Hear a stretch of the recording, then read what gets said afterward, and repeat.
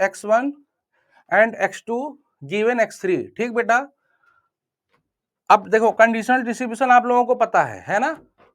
तो क्या करोगे, सबसे पहले हमारा जो वेरिएबल है बेटा, आप इसको क्या करोगे, 3 पार्ट में पहले लिखो, x1 x2 x3। ठीक, ये बोल रहा है conditional distribution of x1 x2 दोनों का, फिर गिवन x3। ठीक, तो क्या करेंगे बेटा, इसमें कैसे पार्टीशन करेंगे, बोलो, बीच में, है ना। इसको हम एक नया वेरिएबल मान लेते हैं, चलो इसको मान लो v1 मान लो और इसको v2 मान लो। ठीक है, तो हमारा जो v1 है बेटा क्या आया,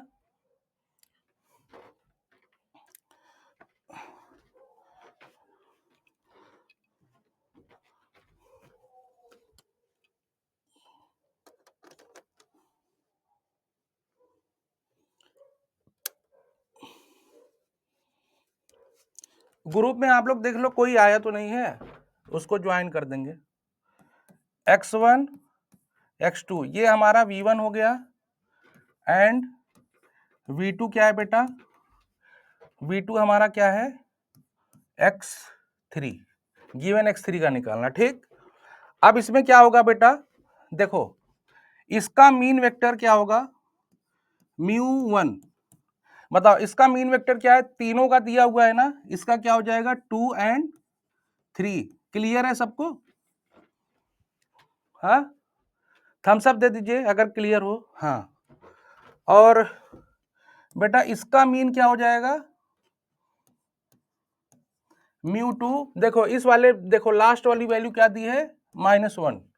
ठीक, देखो ये कंसीडर करने से हमारा कितना आसान बन गया है ना। और बेटा इसके बाद हम वेरिएंस देखेंगे, है ना। तो मैट्रिक्स को पहले हम यहाँ पे लिख लेते हैं, क्योंकि हमें उसको पार्टीशन करना है। 7 3 2 3 4 1 2 1 2। देखो ये मैट्रिक्स दिया हुआ है, सभी लोग देखो ध्यान से। हमने इसमें क्या किया बेटा, शुरू के हमने 2 वेरिएबल ले लिए, x1 एंड x2। तो इसका पार्टीशन कैसे होगा, आपका शुरू में आपने लिया, मतलब 2 आपने क्या लिया, रोज, है ना। तो इसको यहां से पार्टीशन करो, फिर ऐसे पार्टीशन करो। ठीक, तो आपका बेटा इसका जो कोरिलेशन मैट्रिक्स होगा क्या मिलेगा, मतलब कोवेरियंस मैट्रिक्स बेटा क्या मिलेगा, बोलो, 7 3 3 4। क्लियर, पहले बताओ इतना क्लियर है कि नहीं। ठीक, अब देखो बेटा, इस वाले में C1 2 है ना, सिग्मा 2 लिखो या केवल सिग्मा 2 लिखो, स्मॉल सिग्मा, सिंगल है तो आप स्मॉल ही लिखो। ठीक है, स्मॉल लिख दो, ये लिखेंगे तो कंफ्यूजन होगा, छोड़ो जाने दो। सिग्मा 2 इज इक्वल टू 2 दिया है, ये क्लियर है सबको, ये वाला जो वैल्यू निकली, बताइए। हाँ, अब बेटा क्या है इसमें, आप क्या करो, सिग्मा 1 2 क्या दिया है बेटा, 1 2 डैश क्या दिया है बेटा, 2 1। आप बताओ ये क्लियर है कि नहीं, आपके सारी वैल्यूज मिल गए, देख लो, एक अच्छे से ध्यान से देख लो सभी, है ना। अब नेक्स्ट चलेंगे हम लोग, देखो थ्योरी आप लोगों को पता ही है। जैसे मान लो ये हमारा अगर रैंडम वेरिएबल है, मल्टीवेरिएट, तो इसको अगर 2 पार्ट में डिवाइड करते आप, मान लो इसका ऑर्डर p गुणे 1 है, p इंटू 1। मान लो अगर ये q है और ये बेटा क्या है, p माइनस क्यू, है ना, p माइनस क्यू। तो conditional distribution of x1 x2 क्या होता था बेटा, मल्टीवेरिएट q। ठीक है, यहाँ पे conditional mean this and sigma conditional variance है ना, 1 1 2, क्लियर है ना बेटा। अब इसमें आपका यहाँ पे कितना वैल्यूज लिया है आपके क्वेश्चन में? अच्छा आप ही लोग बताइए, आपके क्वेश्चन में P इज इक्वल टू क्या है बेटा, बोलो कोई? 3। Q इज इक्वल टू क्या लिया है हमने? 2। ग्रेट। तो P माइनस Q क्या हो जाएगा बेटा? 1, है ना। तो हमारा जो मीन, इसका जो मीन होता है बेटा, कंडीशनल मीन, वो होता है μ1 प्लस सिग्मा 1 2 सिग्मा 2 2 इनवर्स। कोई सिग्मा 2 2 का इनवर्स निकाल के पहले से रेडी रख लो ताकि टाइम ना खराब हो, है ना। x2 माइनस μ2, क्योंकि सिग्मा 2 2 इनवर्स हमको चाहिए।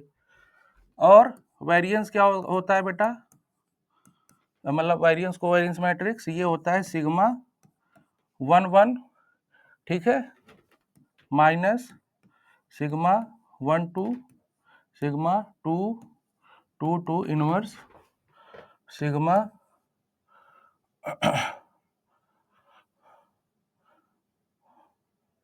सिग्मा 1 1 सिग्मा 2 2 सिग्मा 2 1, है ना। सही है ये। अगर इसको देखो देखो अगर 1 2 अगर इसको लिखना चाहोगे तो यहाँ पे डैश करना पड़ेगा, ठीक है। ये आपका होता है ना। तो आपके, मैंने आपको यहाँ पे सारे वैल्यूज तो मैंने पता निकाल लिए है ना। μ1 आपका क्या दिया है बताओ बेटा, μ1 क्या दिया है? μ1 की वैल्यू बताना क्या दिया है?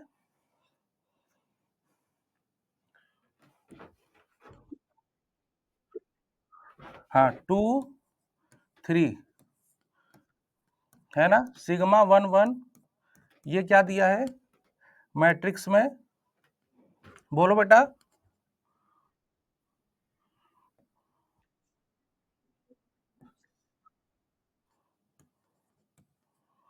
ठीक, सिग्मा 1 2 क्या दिया है? 2 डैश लिख देते हैं 2 1, है ना। ये इतना क्लियर होगा, है ना। अब सारे वैल्यूज रख दो, ठीक है। चलो आपका क्या हो जाएगा कंडीशनल मीन, हमारे वाले का कंडीशनल मीन क्या होगा? m1/2 इज इक्वल टू क्या हो जाएगा बेटा यहाँ पे? 3 2, है ना, बोलो यही है ना। सिग्मा 1 2 क्या है बेटा? 2 2 3 है। ये मीन देख बेटा ये, ठीक, हाँ थोड़ा करेक्ट करते चलिएगा। 2 3 सिग्मा 2 2 इनवर्स निकाला किसी ने? सिग्मा 2 2 इसमें जान, कोई बताओ सिग्मा 2 2 क्या है? 1/2, ठीक, और 2 1,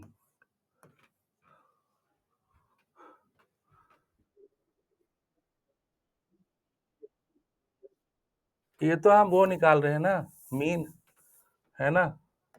1/2 x 2 -3, लास्ट में क्या दिया है इसका? हाँ x3 लास्ट में इसका मीन क्या दिया है? -1 ना। तो ये आपका +1 हो जाएगा, ठीक। तो ये आपका बन गया बेटा 2 3 प्लस आपका क्या बन गया? ये पहले तो 1/2 हम उसको अंदर लेके चले जाते हैं, तो ये हमारा बन जाएगा x, हाँ तो x3 गिवन है तभी तो कुछ नहीं कर रहे हैं इसमें, इसको भी अंदर लेके जाओ। गिवन गिवन है, कितनी वैल्यू है बताओ बताओ। तो यहाँ पे डायरेक्ट 2 लिखो ना, तो x3 क्यों बता रहे हो? 2 + 1, तो ये आपका हो जाएगा 3/2, है ना, 3/2, 2 1, और 2 3 प्लस ये आपका बेटा क्या हो जाएगा 3, और ये क्या हो जाएगा 3/2। ठीक, अब ऐड कर दो, जब ऐड कर दोगे ये आपका 5 हो जाएगा, और ये क्या हो जाएगा 9, 9/2। सही है, यही होगा। तो आपका कंडीशनल मीन आपका बेटा ये निकलेगा ना। ठीक है, तो अब हम यहाँ पे वेरिएंस निकाल लेते हैं। ठीक है, सिग्मा 1 1 2, यहाँ पे बेटा सिग्मा 1 1 आपको पता है, चलो अच्छा फार्मूला पहले लिख देते हैं। Sigma 1 1, sigma 2 1, sigma 2 2 inverse sigma 1 2। ठीक है, ये क्या आ जाएगा बेटा, इसकी वैल्यू बताना आप लोग, सिग्मा 1 1 की 7 3 3 क्या था यहाँ पे, देखो 7 3 4।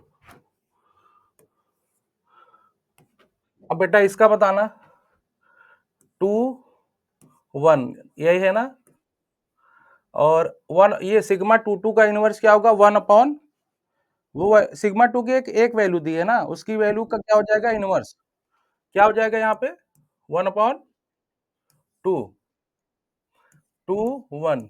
क्लियर है यहाँ तक। 3, अच्छा आप लोगों ने कैलकुलेट कर लिया 1/2, चलो हम करते हैं, कुछ लोगों को नहीं आता होगा।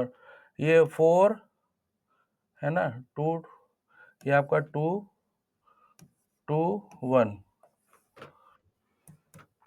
ये 3 3 4 माइनस 2 को अंदर ले जाओ 2 1 1 हाफ। अब बेटा इसमें ना सभी का जो जहां पे जो पोजीशन है वो सारे वैल्यूज क्या हो जाएंगे सब्ट्रैक्ट, सेम वैल्यूज है ना। ये आपका आ जाएगा 5, ये बेटा आपका आ जाएगा 2, ये आपका आ जाएगा 2, ये क्या आ जाएगा 7/2। ठीक है, हमारा वेरिएंस कोवेरिएंस मैट्रिक्स भी आ गया और मीन भी आ गया कंडीशनल, है ना।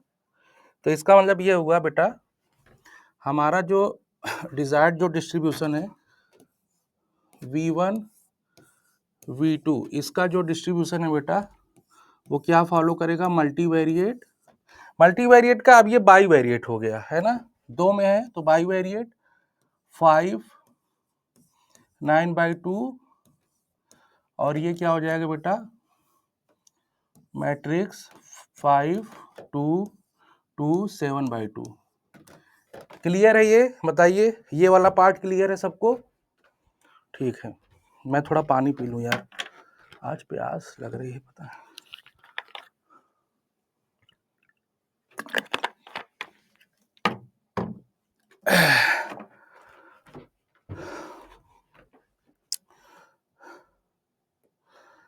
नेक्स्ट पार्ट क्या है बेटा, देखो इसमें कह रहे हैं obtain the partial correlation coefficient between x1 x2 given x3। ठीक है, सबसे पहले तो पार्शियल कोरिलेशन कोफिशिएंट का मतलब समझो क्या होता है, पहले सिंपल कोरिलेशन का मतलब समझो, x1 एंड x2 के बीच में अगर हमें कोरिलेशन निकालना होता है तो हम लोग कहते हैं कि रो 1 2 निकाल लो पता चल जाएगा।